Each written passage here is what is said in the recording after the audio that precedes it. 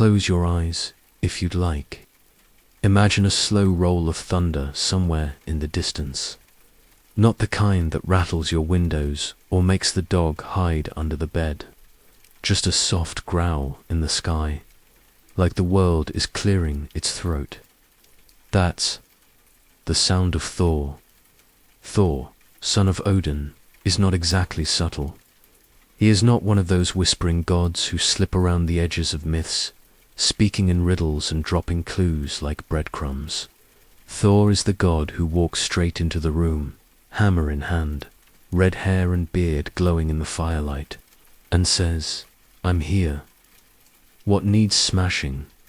But before the hammer, before the tales of giants with stone hearts and the battles that shook the 9 realms, before the great serpent writhed in the seas of Midgard waiting for him, there was simply Thor, a child of impossible strength, born into a world where chaos was always just around the corner.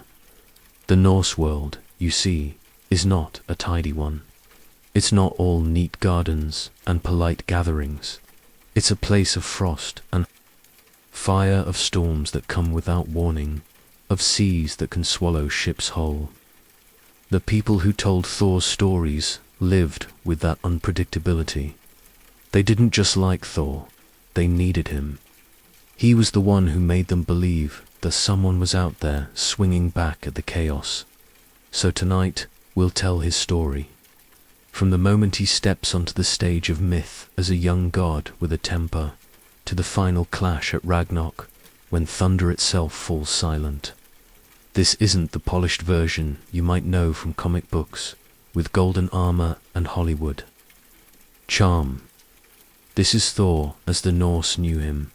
Blunt, strong, often funny without meaning to be, and somehow, despite all the power, deeply human.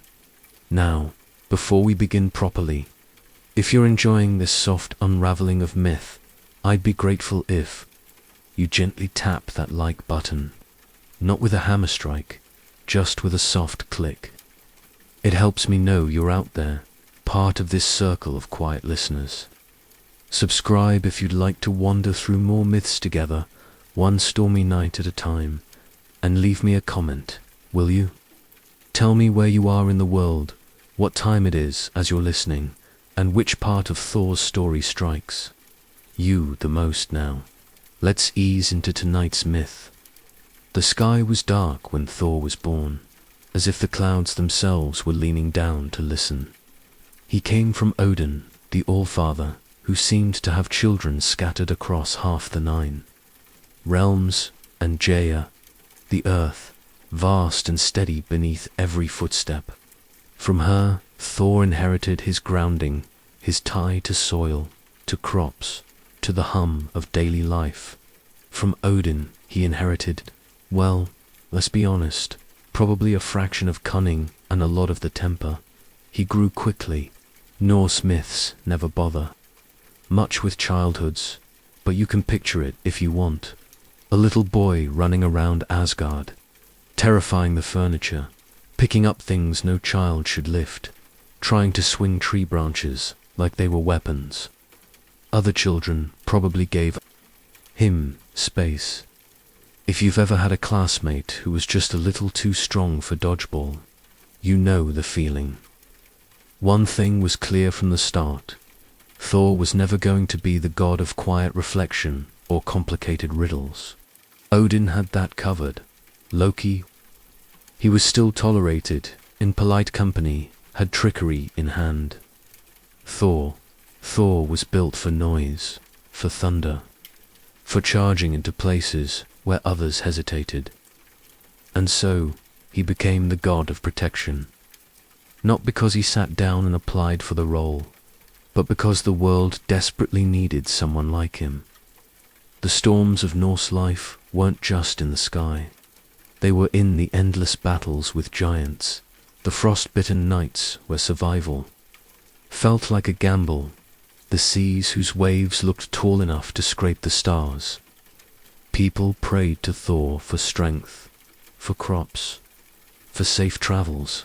They wore his hammer around their necks, not as fashion, but as protection, and the hammer itself, Mjolnir. That story will come soon.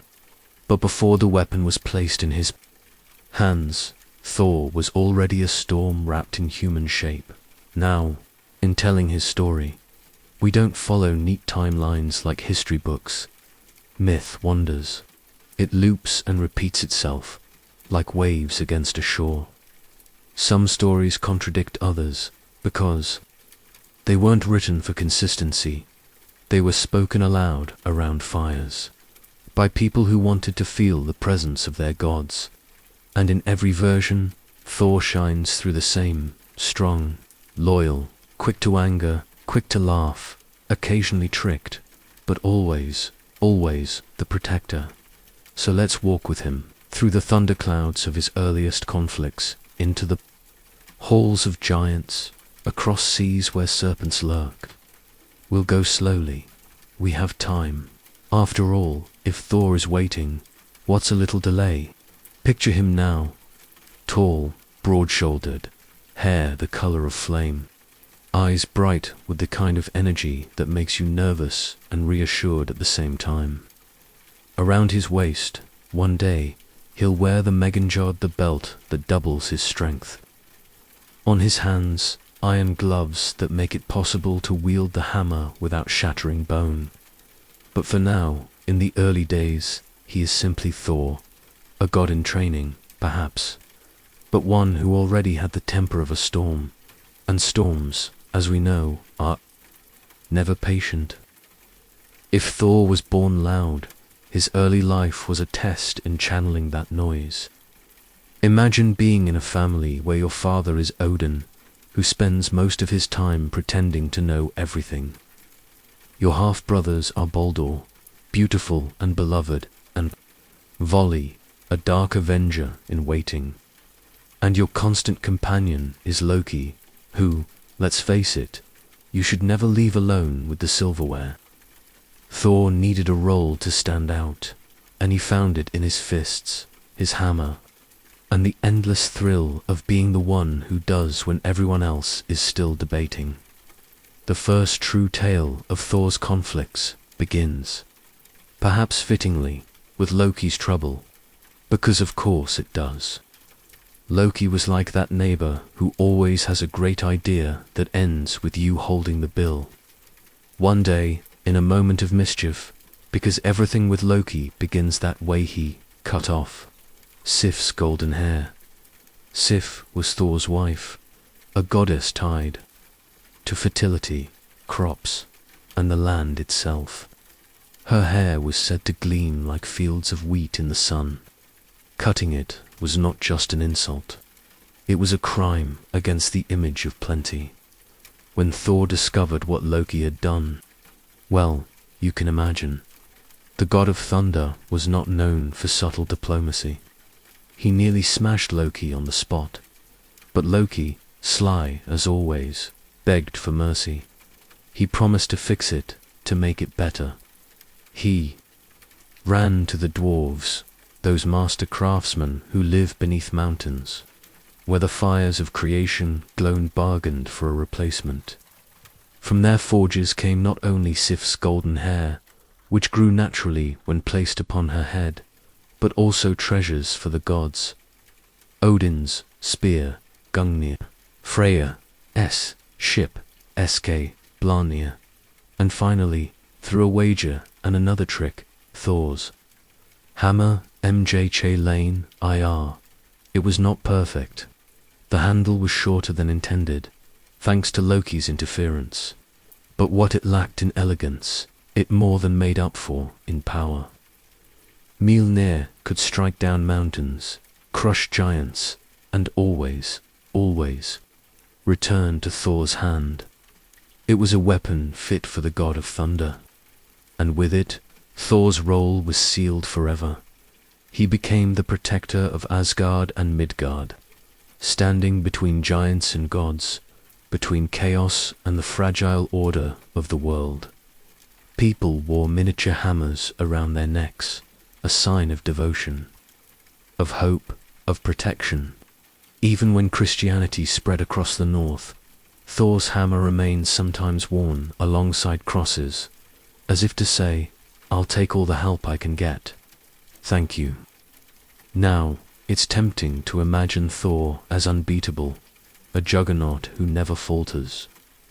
But that would miss the heart of his stories, because Thor's life was not about perfection. It was about strength in the face of the impossible. He lost as often as he won. He was tricked, he was humbled, and that, perhaps, is why people loved him so fiercely. Take the story of his journey with Loki and two human companions, Thjalfi and Reskva, to the hall of Loki, the trickster giant.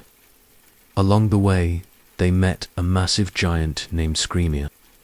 At night, when the others slept, Thor tried to kill him. 3 times, he swung Mjolnir at the giant's skull. 3 times, the giant stirred only slightly, brushing his head as though a leaf had fallen. When dawn came, the truth revealed itself. Thor's blows had been redirected, smashing mountains instead. Even the strongest god could be outmatched by illusion. And when they reached the hall of Loki, Thor was tested again. He tried to lift a cat from the floor, simple enough, he thought, but the cat arched its back, barely budging. He tried to drink from a horn, but no matter how much he swallowed, it never seemed too empty. Finally, he wrestled an old woman and lost. Only later did he learn the truth. The cat was Jormungandr, the world's serpent. The horn was connected to the sea itself. The old woman was old age.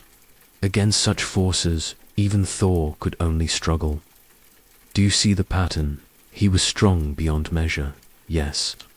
But the myths did not make him invincible. They made him human in his limits. Even the god of thunder could not defeat time. Still, when Thor won, he won magnificently. His battles with giants filled the sagas with thunder and sparks. His hammer cracked skulls and split boulders. He drank deep from the joy of combat.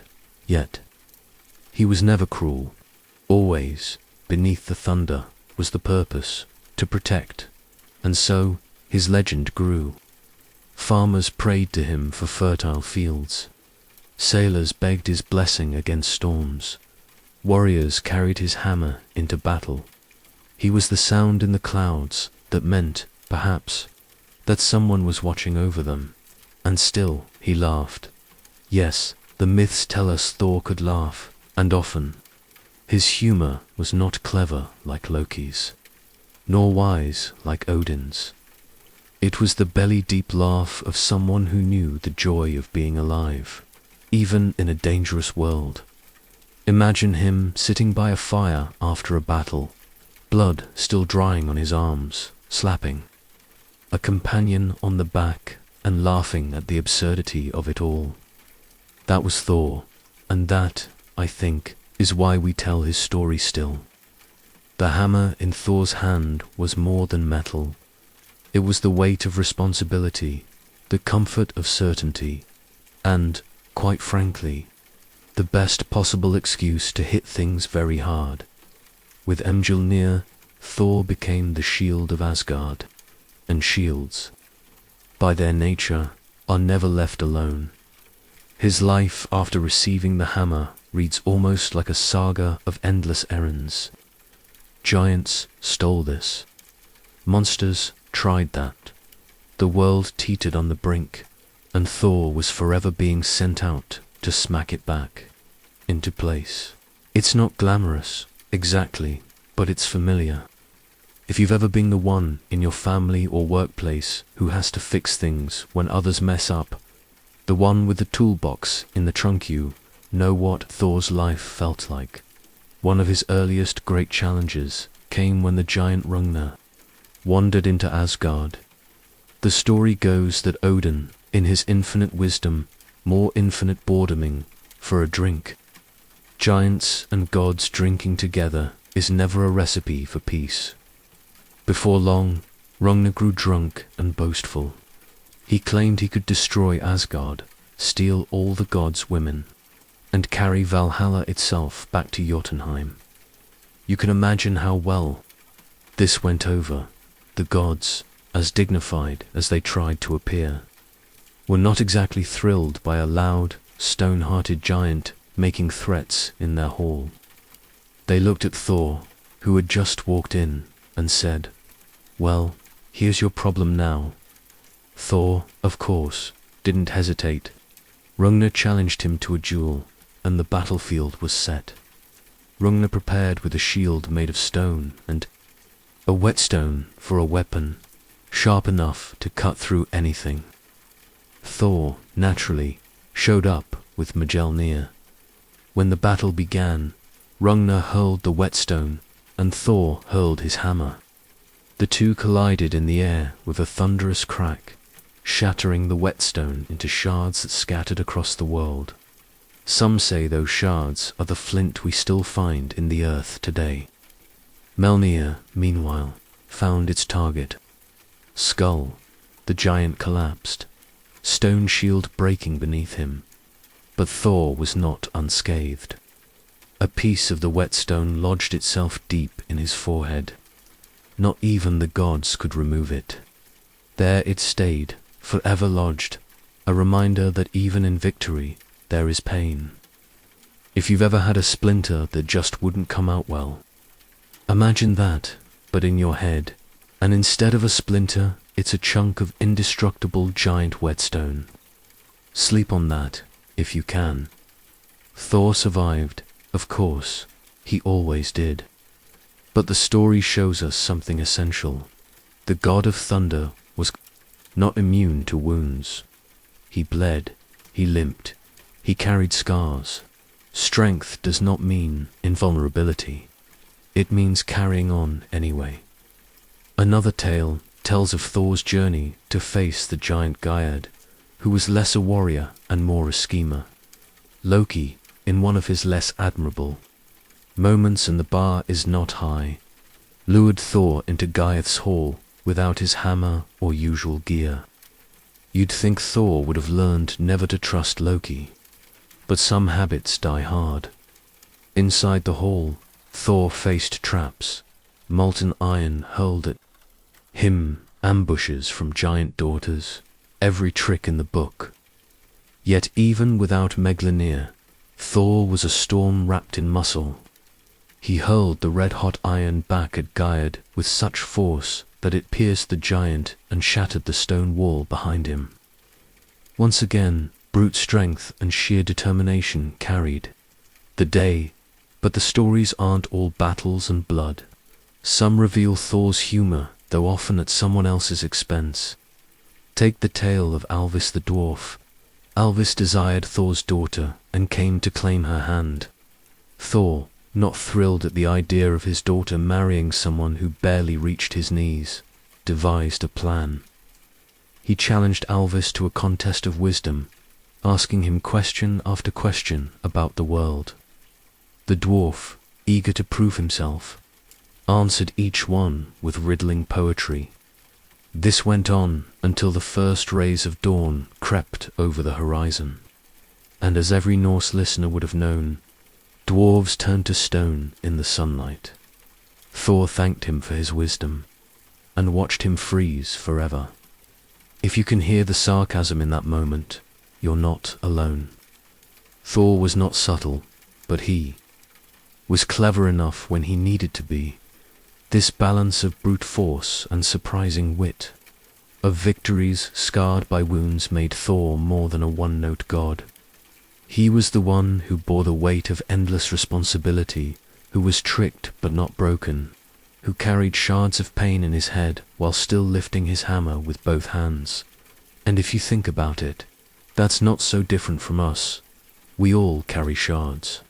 We all keep moving. Here's the thing. Thor is strong, yes, but the world is bigger than strength. And sometimes, the world likes to remind even the thunder god of that fact. Take the story of Utgarka Loki. We brushed past it earlier, but now let's wander back in and savor it.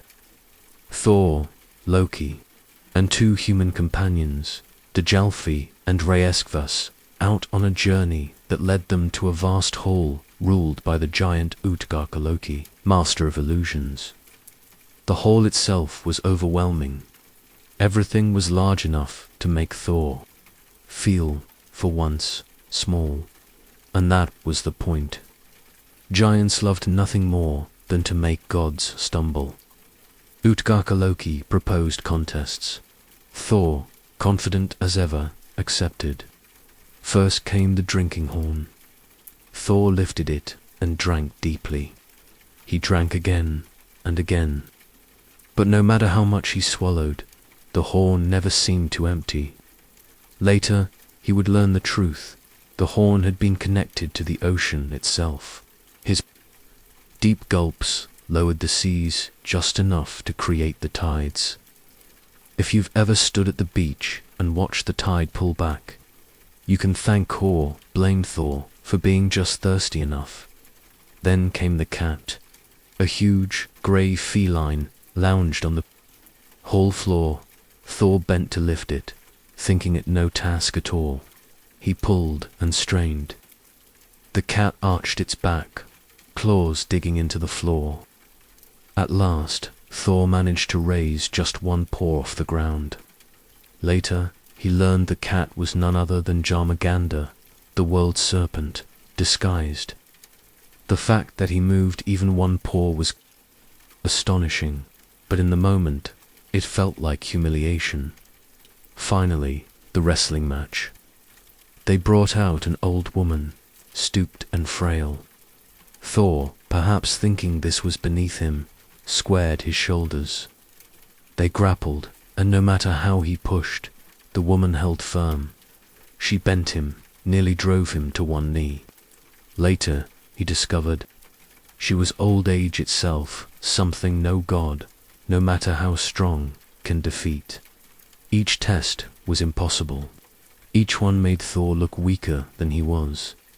Yet when the illusions were revealed, the truth was clear. He had come closer to victory than anyone else could have. He had nearly drained the seas.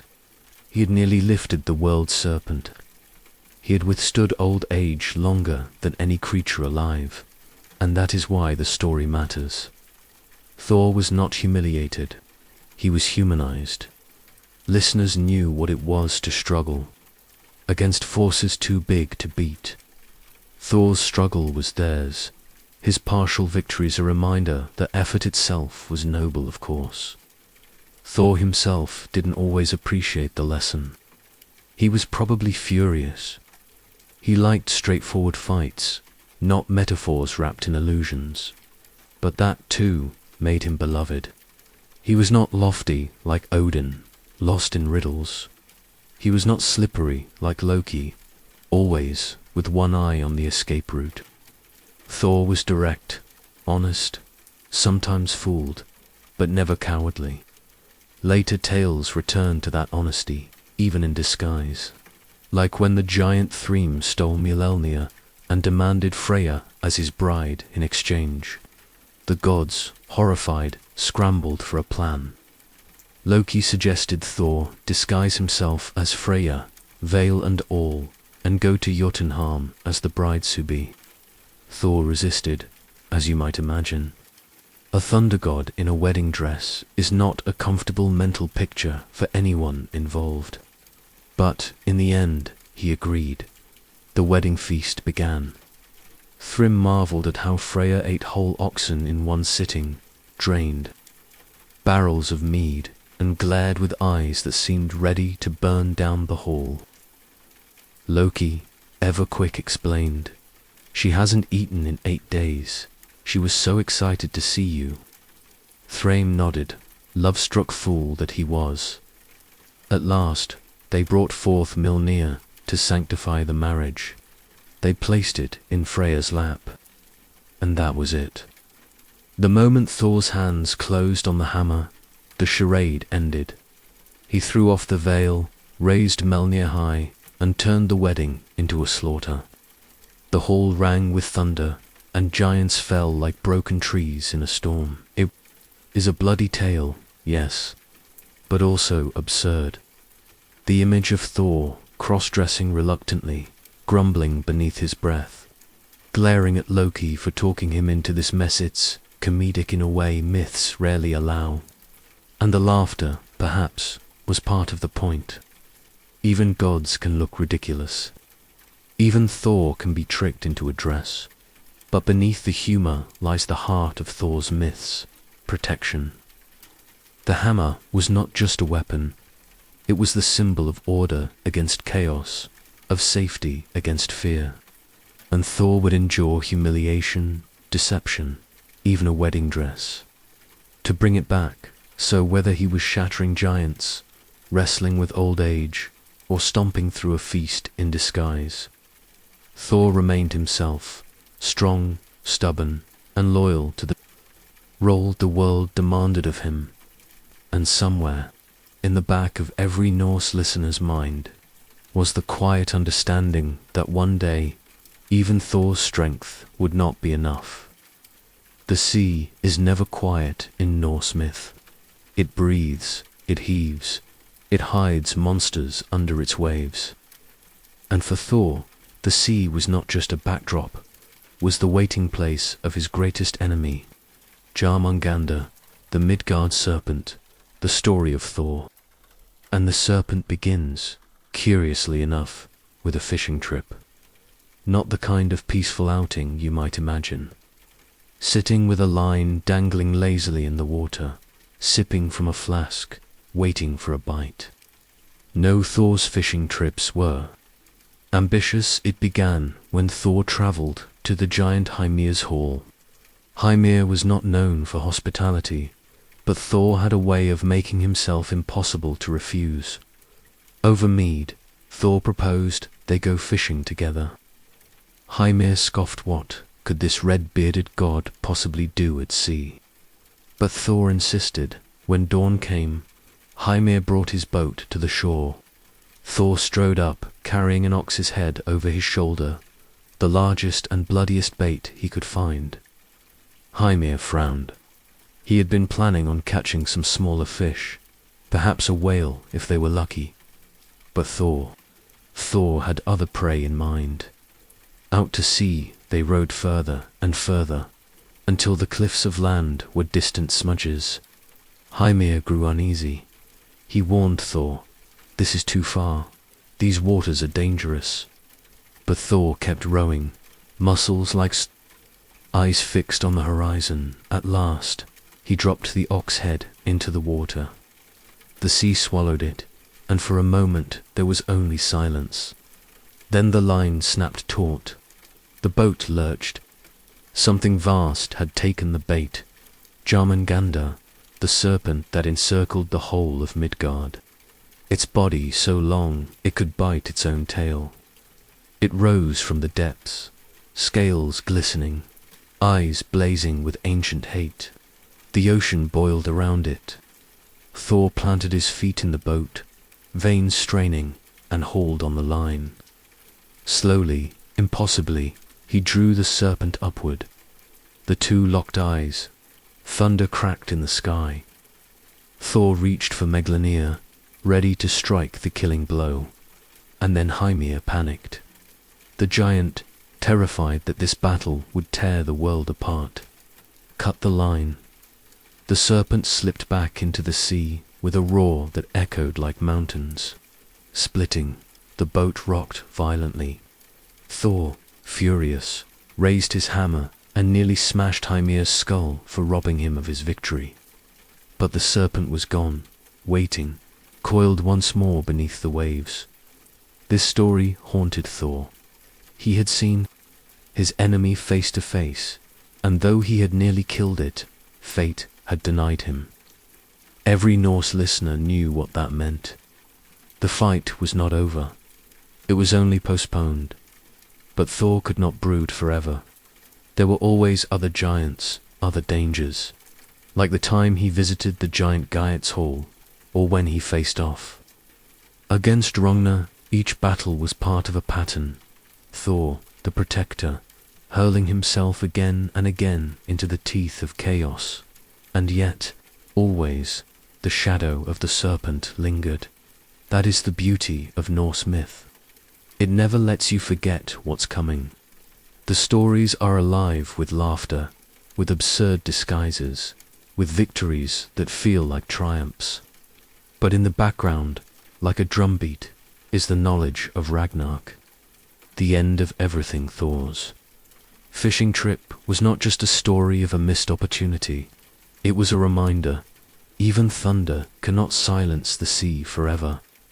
Thor's life was a constant pendulum swing between the ridiculous and the terrifying. One moment he was cross-dressing at a giant's wedding feast. The next, he was standing on a cliff edge, staring down armies of Jitna, his hammer glowing. With lightning dot, this strange balance may be why people loved him. He wasn't untouchable like Odin, lost in riddles. He wasn't slippery like Loki, always tricking his way out of trouble. Thor was straightforward, both in strength and in weakness. You could laugh at him when he looked silly, and you could pray to him when the storms came. One of his strangest adventures began with Loki again, because of course it did. Loki, mischievous to the bone, once convinced Thor to visit Gerd the giant, whispering that the giant had treasures worth seeing. What Loki neglected to mention was that Gerd had set traps. Thor, stripped of a Meglunir and his usual gear, walked into danger unarmed. Yet still, he survived. When molten iron was hurled at him, he caught it and hurled it back, killing Gerd with his own weapon. When giantesses tried to crush him, Thor stood firm, snapping bones like dry twigs. Even unprepared, he was still. Thor, and then there was Ragnar, the stony-headed giant whose duel with Thor shook Asgard itself.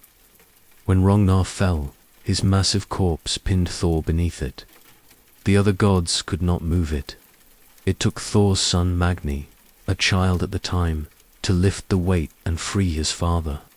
The story may be short, but it ripples with meaning. Even the strongest need help.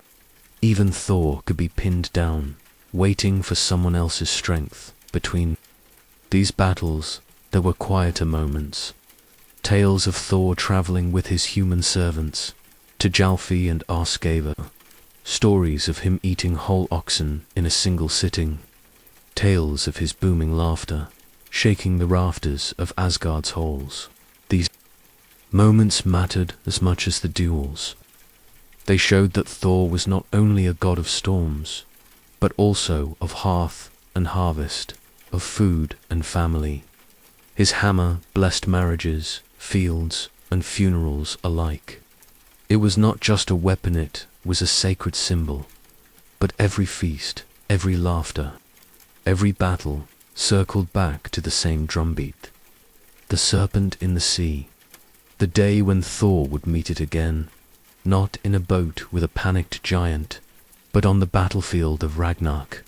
Until then, he lived as if every fight was a rehearsal, as if every giant he felled was one more step toward the end. And yet, he laughed, because what else can you do when you know the storm is coming? It is easy to think of Thor only as the god of battles, the booming thunder, the hammer flying, the giants falling. But to the Norse people who told these tales, Thor was much more. He was their daily guardian, their protector not only in war, but in the quiet, ordinary rituals of life. Mjolnir, after all, was not only for killing giants, it was for blessing. Farmers lifted miniature hammers over their fields, trusting Thor to guard the grain. Couples placed hammers in their beds on wedding nights, asking for fertility and strength. Even funerals carried Thor's symbol, as if to say, protect this one, even as they pass into whatever lies beyond. In a way, Thor was less a king and more a neighbor. Odin sat high on his throne, one eye forever turned to the horizon, forever scheming about fate. Thor walked among people. He was prayed to when the storms came too strong, when the earth felt stingy, when someone needed to believe that their small home in Midgard mattered in the vastness of Yggdrasil. His marriage to Sif reflected this. Sif was not a goddess of lightning or war. She was of the land itself, with hair golden like ripe fields of wheat. Her union with Thor was the pairing of storm and soil, rain and harvest. Together, they were the cycle that sustained life, thunder, bringing rain, rain feeding crops, crops feeding people. Their life was not free of chaos, of course. Loki, in one of his crueler moments, cut Sif's golden hair while she slept. It was a humiliation, but also an injury to the symbol of harvest. Thor's rage nearly killed Loki then and there. Only the tricksters, desperate bargaining with dwarves, restored Sif's beauty and gifted the gods treasures, including Mjolnir itself. Thor's children, too, played roles in his story. His sons Magni and Modi, whose names mean strength and wrath, inherited parts of his power. His daughter Thrud was a shield maiden of fierce beauty. In them, listeners saw the continuation of Thor's role, the hope that protection, strength, and even stubborn courage would outlive him. Yet Thor was not all hearth and home. His life was still one of journeys, of quests into lands that bristled with danger. He was not content to sit in Asgard's halls, drinking mead. He went out, again and again, to meet the storm head-on. One tale tells of his visit to the hall, of the giant Utgard-Lokian encounter of illusions we've touched before. Another speaks of his duel with Ragnar, his fishing trip with Hamingja, his endless battles on the edges of Midgard. Each journey reinforced the same truth. Thor was the line between order and chaos. But if you listen closely, you can hear the weariness beneath the thunder. A weariness we all know, the exhaustion of being the one everyone depends on. Thor could never simply walk away. The hammer bound him. The people bound him. He was not a free god. He was a responsible one. And responsibility, like thunder, is heavy. Still, he carried it. With laughter, with rage, with a stubbornness that could outlast mountains. And the people loved him for it. As Thor grew into the role of protector, his stories shifted tone. They were no longer just about tests or duels. They became warnings, reminders that even the strongest face limits, the giants, for instance, never stopped challenging him. Some came in brute force, with clubs and stone weapons. Others came with cunning. One such tale involves Thor's daughter, Thrud. The dwarf, Alvis, sought her hand. Thor, unwilling to give his daughter to a creature of the dark, challenged him. Instead, Alvis, eager to prove his worth, answered Thor's endless stream of questions, naming the sun, the moon, the sea, the stars, in the tongues of gods, giants, elves, and dwarfs. He answered with precision, with pride. He never noticed the sky growing pale. He never saw dawn creeping in, until, at last, the sun broke over the horizon, and Alvis turned to stone where he stood. Thor's humor was blunt, but effective. His daughter was safe, and the dwarf silenced forever. Yet for every triumph, there was a shadow. The serpent still lurked beneath the sea, its body coiled around Midgard, and every thunderclap reminded listeners of the battle still to come. Even Thor's victories carried scars. After his fight with Ragnar, a shard of whetstone remained lodged in his forehead, a wound no magic could heal. Imagine carrying a piece of stone in your skull for the rest of your life, a reminder of every strike, every fight, every duty. Thor did not complain. He simply lived with it, as many of us live with aches and burdens we cannot shake. he also lived with Loki. And if you've ever had a friend who is half the reason for your best stories and half the reason for your worst headaches, you understand their relationship. Loki was trickster, companion, betrayer, savior. Thor tolerated him, fought with him, sometimes laughed with him, but always, always. Loki's chaos dragged Thor into new storms. One of those storms was the theft of Mjolnir by the giant Thrym. We remember the tale as comic. Thor in a bridal veil, Loki whispering excuses to cover his friend's appetite and fury. But beneath the humor was a chilling truth. When the hammer was gone, Asgard was defenseless. Without Thor's weapon, the balance tipped toward chaos. That's why the gods agreed to the humiliation. That's why Thor went along with the disguise. The hammer mattered more than pride. These layers made Thor's myth so powerful for the Norse people. He was not perfect. He was not always victorious. He was wounded, tricked, sometimes laughed at. But he always came back with Mjolnir in hand, ready to face the next storm. And that, perhaps, is the lesson. Strength is not about never falling. It's about rising again, even when you've been made to wear a wedding dress in front of your enemies. Still, as the stories repeated around firelight, everyone knew the drumbeat was growing louder. Thor was not invincible, and there would come a day when the serpent would rise again, not as an illusion in a hall or a line cut by a panicked giant, but in the final storm. And when that day came, Thor would not laugh. By now, Thor's reputation stretched across every corner of the Norse world.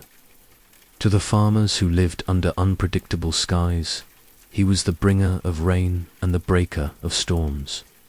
To warriors, he was strength itself. To the gods of Asgard, he was their wall of muscle, their dependable answer to giant trouble. But the problem with being a wall is that people forget the weight you bear, and Thor bore it constantly. The giants never stopped. Their raids against gods and men were endless, and Thor was sent again and again to push them back. Each story echoes the same rhythm: thunder, hammer, battle, victory, but also weariness. Consider the tale of Thor's visit to Gerd, which we touched on before. Loki, ever the instigator, convinced Thor to travel without his hammer. A foolish risk, but Thor went anyway. Gaiath's hall was a death trap molten, iron hurled at him, monstrous daughters waiting to strike. Yet Thor turned the traps back on the giant, burning Guide in his own fire. Or think of his duel with Rotna. When Thor's hammer smashed the giant's skull, it wasn't the end of the story. Thor himself was trapped beneath the corpse. The gods could not move it. Only his son, Magni, barely more than a child, had the strength to free him. Even Thor, the god of thunder, needed rescue. These moments mattered to the Norse.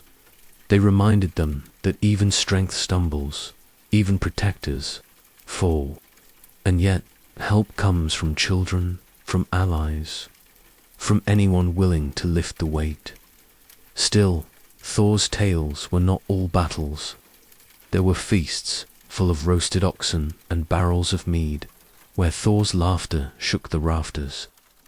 There were journeys with his human servants, Tegelfi and Reyeskva, who saw firsthand the gods' bluster and kindness. There were blessings given with Mjolnir at weddings, at births, even at funerals. For the Norse, Thor was woven into every part of life, not just its storms. And yet, beneath the laughter and blessings, there was always the serpent. Always the reminder of that fishing trip, when Thor nearly struck, but was denied. The serpent was out there, coiled beneath Midgard, waiting. The Norse knew storms.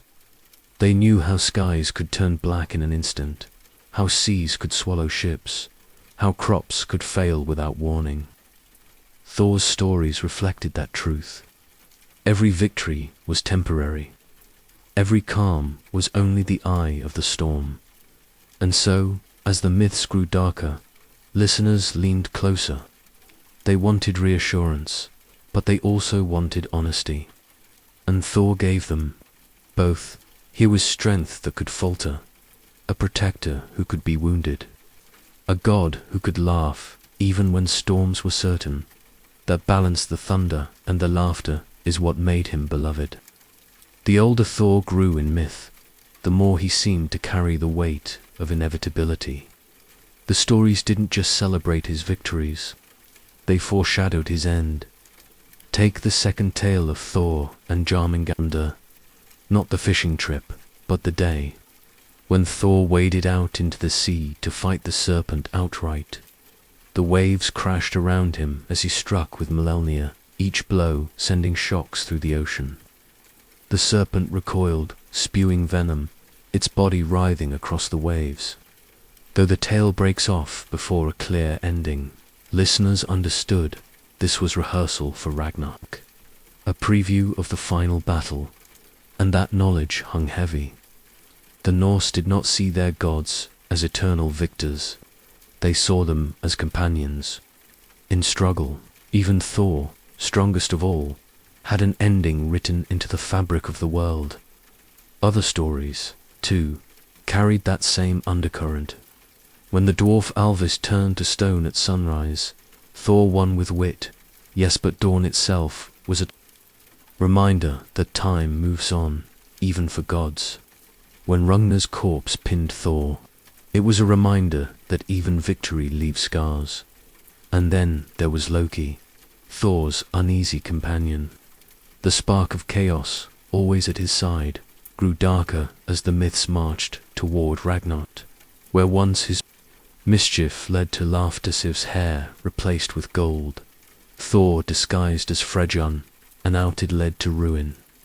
Loki's children, Fenrir the wolf, Hel the ruler of the dead, and Jormungandr the serpent were the very forces destined to destroy the gods. Thor's constant battles were not against strangers. They were against Loki's blood. Imagine the weight of that. Fighting your companion's children, knowing each clash was not just about today, but about the end of days. Still, Thor kept going. He fought giants. He blessed marriages.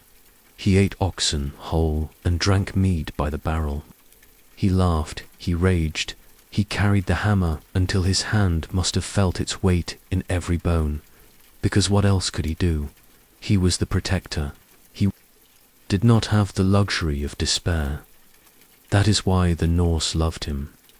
Not because he was flawless, not because he always won, but because he bore the storms with stubborn courage.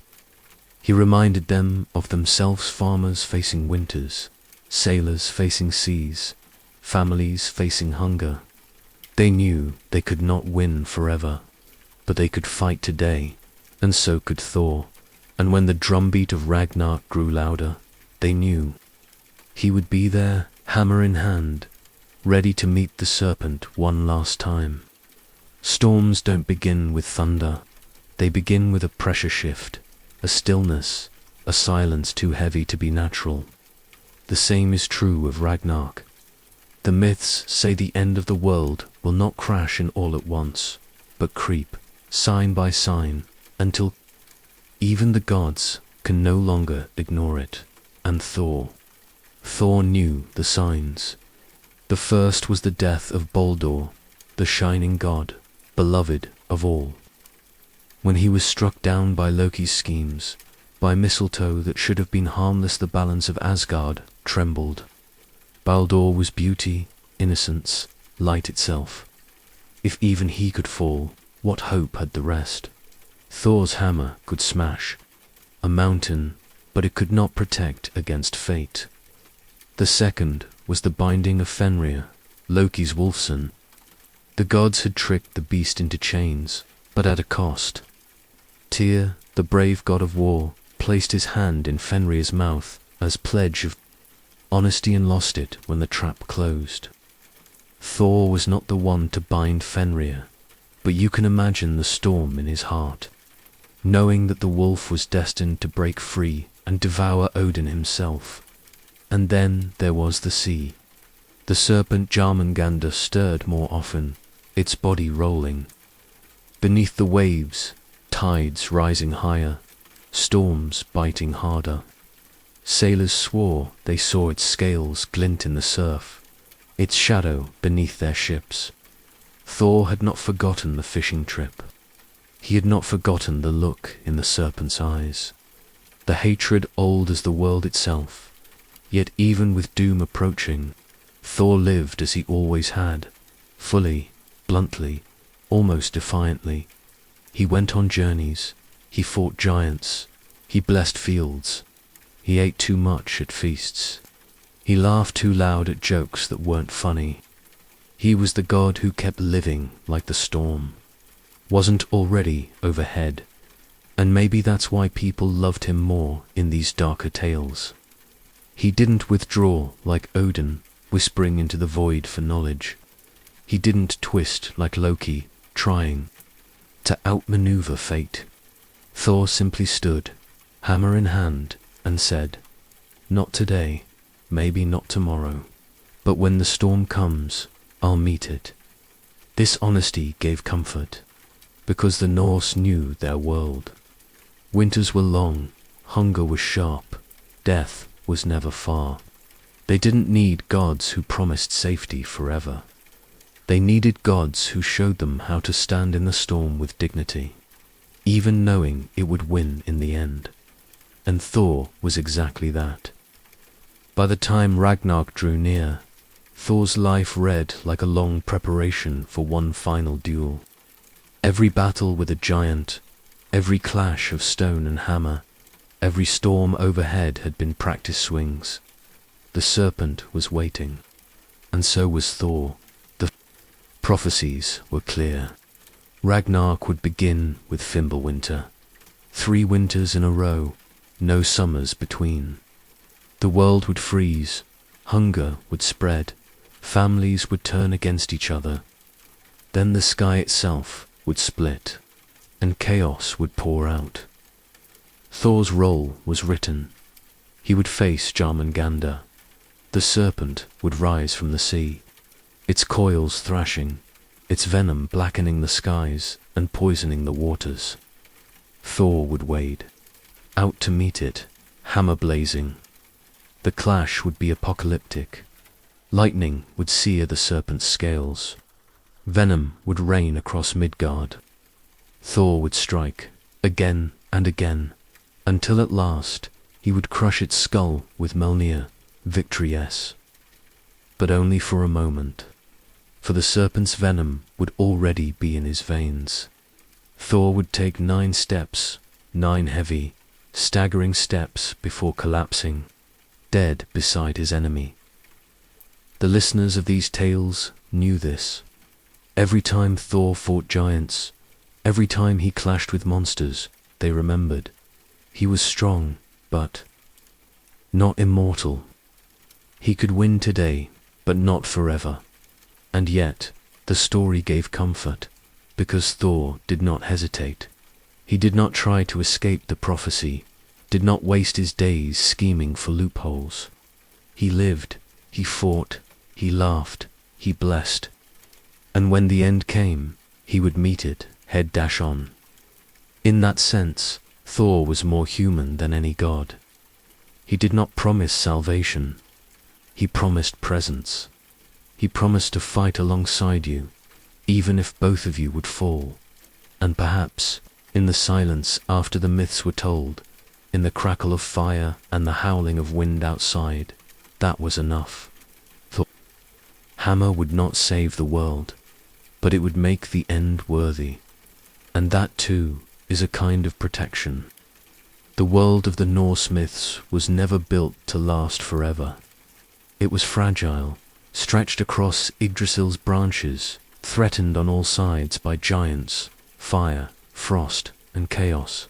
Everyone knew it. Everyone whispered of ragnarok. And then, the whispers became reality. It began with winter. Snow fell and did not stop. 3 winters came, back to back, with no summer between. Crops withered, families starved, neighbors turned against one another. The world, once stubbornly alive, grew brittle and cold. Then the skies broke. Wolves swallowed the sun and moon, plunging everything into a twilight that would not lift. The sea surged, the Midgard serpent stirred, and the ground itself shook. From Muspellsheim came fire giants, led by Surtur with his flaming sword, burning as bright as the end itself. From Jotunheim came the giants, from hell came the dead, and from the chains came Fenrir, snapping his bonds, jaws wide enough to devour gods and worlds. In Asgard, the gods prepared. Odin armed himself with geri.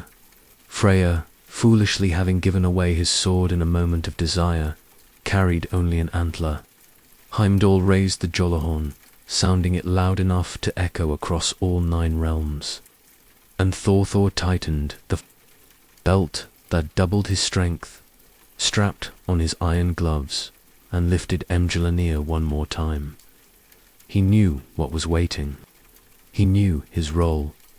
The serpent rose from the sea, vast coils thrashing, venom spilling into the sky like rain. The ocean boiled with its fury.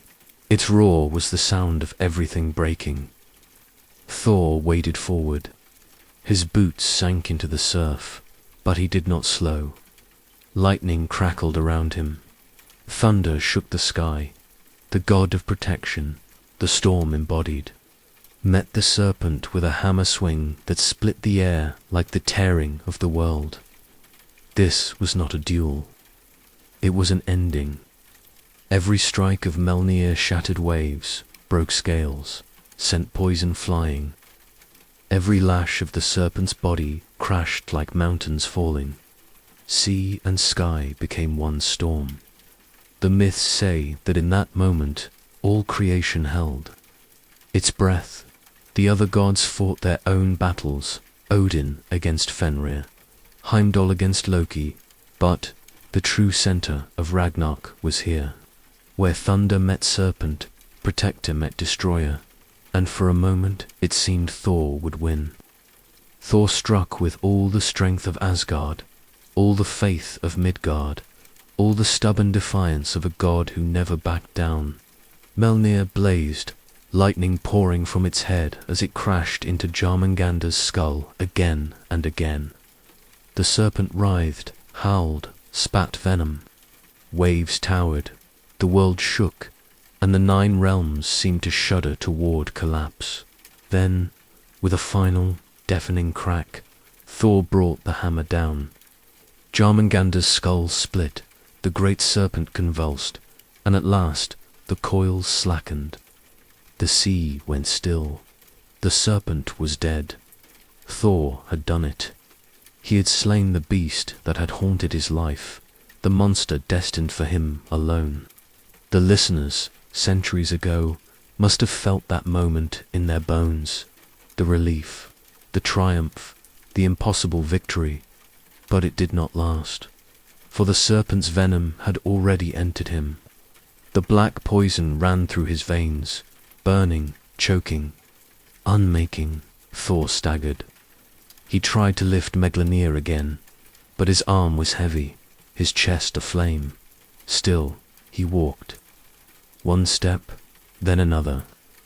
9 steps in all, each heavier than the last, each a thunderclap fading into silence. And then, at the 9th step, Thor fell. The thunder stopped, and in that silence, the world collapsed. Odin was devoured by Fenrir, swept his flaming sword across creation, fire consuming earth and sky. Heimdall and Loki struck each other down. Gods, giants, men, and monsters alike fell into the flames. Yggdrasil itself shook, its roots burning, its branches shattering. This was Ragnarok, the end of gods, of myths, of everything. But Thor's death was not meaningless. In fact, it was the most meaningful of all. For his final act was victory. He killed the serpent. He protected the world, even if only for a breath longer. His sacrifice was not in vain, it was the very definition of his role. And the myths, always honest, did not end there. They spoke of renewal, of a world rising again from the ashes, green and new. Of Thor's sons, Magni and Modi, inheriting Mjolnir, carrying their father's strength into the next age. Thor was gone, but thunder would echo still in the hearts of those who remembered him. And so Thor, the god of thunder, the protector of gods and men, walked his final 9 steps, each one heavier than the last, each one echoing through the ages. The serpent lay dead, its coils unraveling into the sea. Venom coursed through veins, fire burned across the world, and yet there he was, standing, staggering, refusing to fall until the last possible moment. 9 steps, and then the hammer slipped from his hand. His knees buckled. The god who had carried the storms, who had blessed the fields, who had laughed louder than thunder, lay still. The thunder was silent. But myths are not truly endings. They are circles, spirals, rivers that bend but never stop flowing. Ragnarok burned the world to ash. Yes, the gods fell, the sea rose, the fire roared. And yet, in the ashes, life returned. Green shoots broke through scorched earth. The sun's daughter rose to shine in her mother's place. 2 humans, Leaf and Lifthrasir, hidden in the wood, stepped out to repopulate the world. And among the new gods were Magni and Modi, Thor's sons, carrying Mjolnir in their hands. The hammer lived on, the protection lived on. The storm, though quieter, still rumbled somewhere in the distance. Perhaps that was the point. The Norse knew their gods would fall. They knew the storms of life were stronger than any shield. But they also knew that life endures, that laughter returns, that children carry the weight of their parents and walk forward into new light. And Thor, though gone, was never truly lost. Every crack of thunder overhead was his memory. Every flash of lightning a reminder that strength does not vanish. It passes on, reshaped, renewed. So when you hear the sky growl above you, you might remember him. The red-bearded god with the hammer, walking out into storms so you wouldn't have to. The protector who knew he couldn't save everything, but tried anyway. The thunder that never apologized for being loud, for being strong, for being itself. And maybe, if you close your eyes, you can picture him there still, sitting by a fire, laughing at some bad joke, drinking mead from a horn, his hammer resting at his side, knowing the end is coming, but choosing to live fully in the meantime, because that was Thor. Strong, stubborn, simple, scarred, and utterly, undeniably human, even as a god. Now, as we let his story settle, let the storm grow quiet in your mind. Imagine the thunder fading into the distance, softer and softer, until it's only a hum, a memory. Feel the weight of the hammer set gently down. Feel the cool air of night. Calm after the storm. Let yourself breathe. Slowly, deeply, the way you might after a storm has passed, and the air smells fresh and new. Thor's tale is done for tonight. His hammer rests. His sons carry his strength. And the world, though burned and rebuilt, goes on, and so will you. Close your eyes, if you haven't already. Let the myth drift away like smoke on the wind. Let the silence grow comfortable, wrapping you like a blanket. The storm has passed, the god has fallen. The world is quiet, and somewhere in the soft dark, thunder still waits. Good night.